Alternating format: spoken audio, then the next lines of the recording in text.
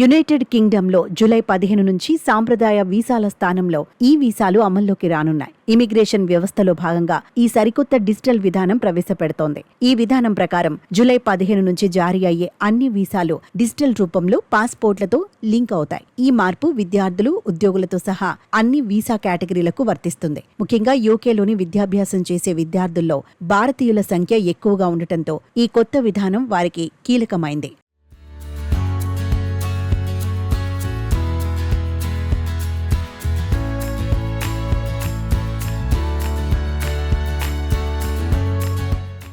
ఈ వీసా విధానంలో సాంప్రదాయ వీసా స్టిక్కర్లు ఉండవు. బదులుగా డిజిటల్ ఇమిగ్రేషన్ హోదా అందించబడుతుంది. విద్యార్థులు తమ యూకేవీఐ ఖాతాను సృష్టించి వీసా వివరాలు, ఇమిగ్రేషన్ స్టేటస్ ను నిర్వహించాలి. ఈ ఖాతా ద్వారా విశ్వవిద్యాలయాలు, యజమానులు, ల్యాండ్ లార్డ్లు విద్యార్థుల ఇమిగ్రేషన్ సమాచారాన్ని తనిఖీ చేస్తారు. విద్యార్థులు తమ లాగిన్, క్రెడెన్షియల్స్, కాంటాక్ట్ వివరాలను సురక్షితంగా ఉంచుకోవాలి. పాస్పోర్ట్ రెన్యువల్ జరిగితే ఆ వివరాలను యూకేవీఐ ఖాతాలో అప్డేట్ చేయాలి.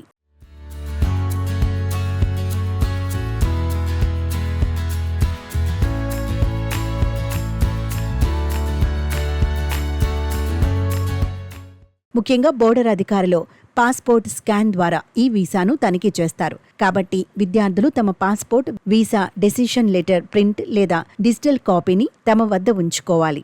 విద్యార్థులు యూకే ప్రయాణానికి ముందు ఈ వీసా జారీ, పాస్పోర్ట్ లింకేజీ, యూకేవీఐ ఖాతా registration, visa decision letter save చేయడం, విశ్వవిద్యాలయ అకామిడేషన్ పాలసీలను సరిచూసుకోవడం వంటి జాగ్రత్తలు తీసుకోవాలి. ఈ విధానం ఇమిగ్రేషన్ ప్రక్రియను సులభతరం చేస్తుందని యూకే అధికారులు చెబుతున్నారు.